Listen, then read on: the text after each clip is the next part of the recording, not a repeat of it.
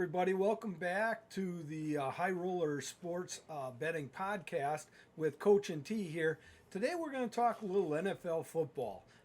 NFL for me is really fun. I really enjoy having money on the line on Sundays and watching teams play and really analyzing the games. And, you know, it just makes, to me, it makes watching an NFL game, that experience, just that much more pleasurable. And I think it can be very profitable to you as well.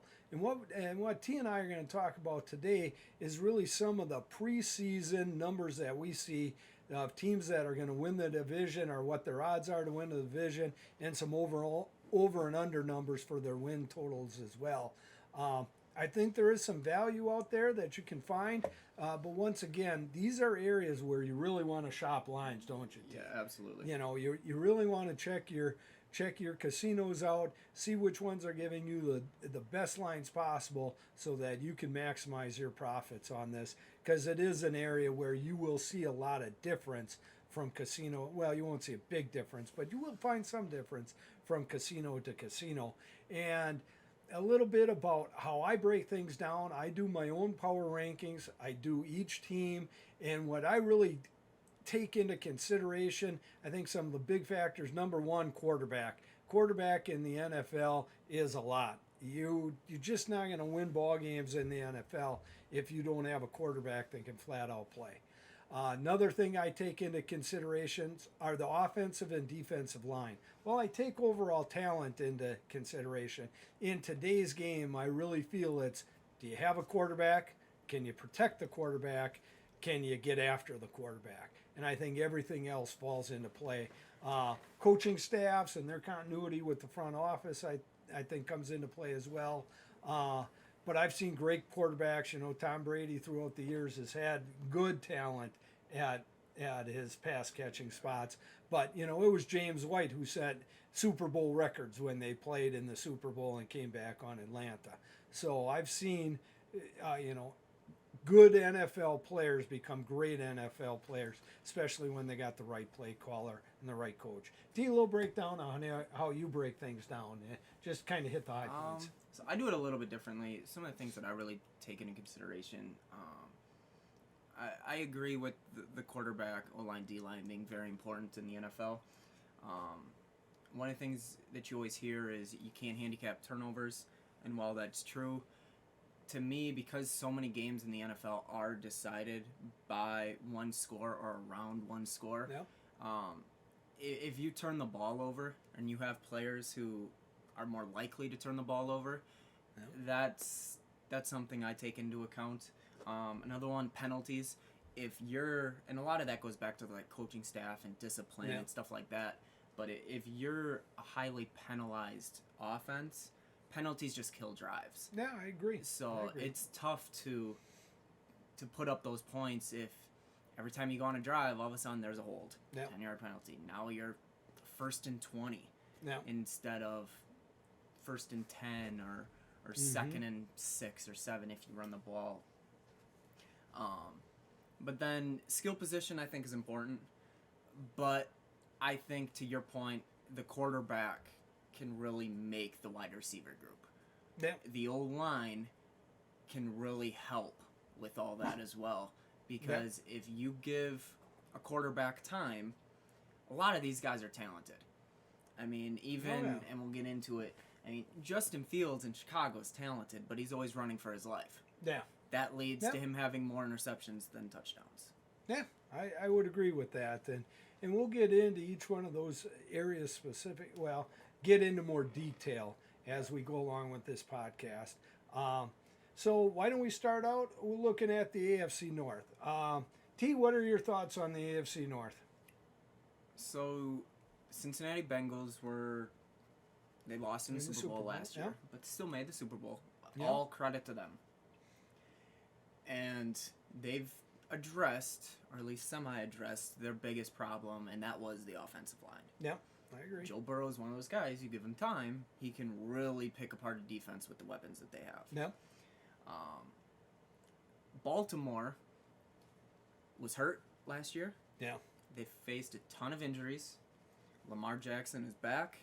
I think he's a legit MVP candidate if Baltimore has a good year. Yeah.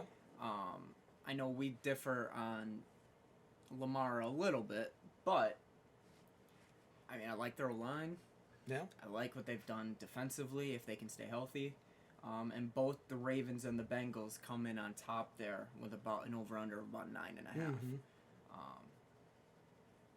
I see winning this division at 11, 10 games. One of those guys is going to go over. Depends on, a lot of that will depend on injuries. I don't really see a ton of value on either one of those two as far as the over-under goes, at least for me. Yeah, I would agree with that.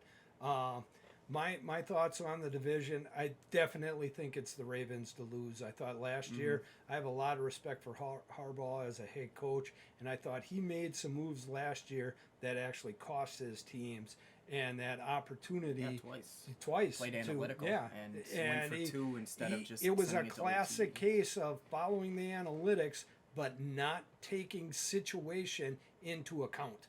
And I'm a big believer in analytics. I've lived on analytics as a coach my entire life, but what I came to find out is but what I've come to find out is you have to take situation into account. And because you only play 17 NFL games, that shrinks down that number analytically. And you've got to look, I think you've got to look at analytics just a little different, especially at the end of the games or especially in times where you've got to take that outcome of the what if it doesn't happen into account a lot more. It's not playing not to lose. It's more playing what I call beat the clock. Sometimes you're winning a game and you just want that clock to run out, and you've got to figure out how to take seconds off this. You've got to have somebody on your staff understand what the clock is telling you, situation. And if the Ravens improve in just that one area, getting that Dobbins, J.K. Dobbins, I believe, is back now, kid from Ohio State, who I really like at a running back. Lamar, I'm not huge on running quarterbacks. They've been hurt in my lifetime, and I know you can't handicap injuries, but especially when you're looking at win totals or winning the division like we're doing today, you're in a situation where, do you really want to bet on somebody who's more likely to get hurt than other types of quarterbacks? But I just like the Ravens. I like the Ravens overall, what they bring to the table. Cincinnati, love Joe Burrow. Love his receivers. I think Jamar Chase is a top 5, if not top 3 receiver in the league. But the O-line's got to gel. I'm not sold on the O-line. I think they snuck into the playoffs. I think they got hot at the right time. And kudos to them. They made it all the way to the Super Bowl and made it a heck of a game in the Super Bowl. And that's why, when you get to the end of the year and you're looking at value, sometimes taking those long shots in the playoffs can provide a lot of value for you. Cleveland, I see as a complete mess, especially from the top on down. You don't know what's going to happen at quarterback. Yeah, I mean, and their quarterback situation is completely in flux. That being too key a position for me to really try and hang my hat on. And while I have been a staunch believer in the Pittsburgh Steelers over the years and have a lot of respect for the organization, love Mike Tomlin as a coach, tell me that you're really going into this year at quarterback at this jumbled mess. When you don't have a top 25 quarterback, you just have arguably no chance to win. You just don't. So that's kind of where I see the division. Right now, the Ravens I've got them at plus 130 to win the division. If I were putting out money, I don't see a lot of value in that. But if somebody made me put a bet on who's going to win this division, I'd put it on the Ravens at plus 130. All right, so interesting thing about the Pittsburgh Steelers. Mike Tomlin has never had a losing season in 15 years as the head coach. Yeah. So the question really comes down to, with their total being 7.5, how much of a downgrade is it at quarterback? Going from Ben Roethlisberger to Trubisky, who I believe is probably going to be their day one. Yeah. Because Kenny Pickett has had a decent camp. I just don't think they can start Pickett right now with the expectations. I see Pickett coming in game 6, game 7. I don't know exactly when their bye is off the top of my head but I'm not sure. Yeah, but they're in a situation where I agree with you. Yeah. I think it'll be Trubisky. Can Trubisky throw to the left side of the field yet?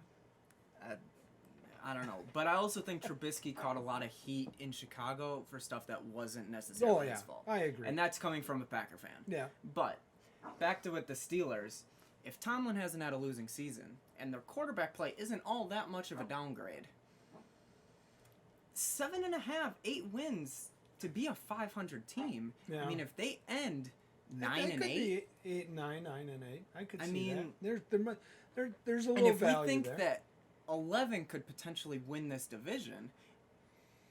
Yeah, I think it's a stretch getting from 9 to 11, but I also think that I think that's a couple close games and turnovers. I think that's I'm not pushing for a play on the Steelers at plus 900 to win the division necessarily.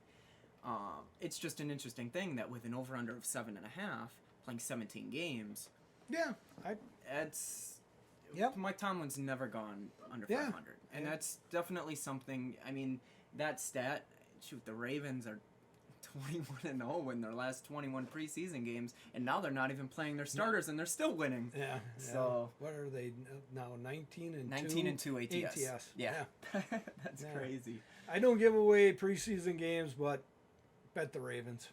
I mean, at some point they gotta lose. Yeah, exactly. You just can't go around that. And the shame for me in this division is the Cleveland Browns. I actually have their overall talent level, their O-line, their D-line, they're incredibly ranked talented. Yeah. very high.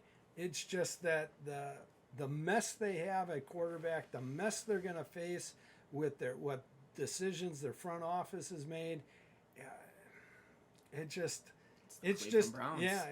a shame. They're their own worst enemy, and they've got a lot of talented players on that team that deserve a lot better.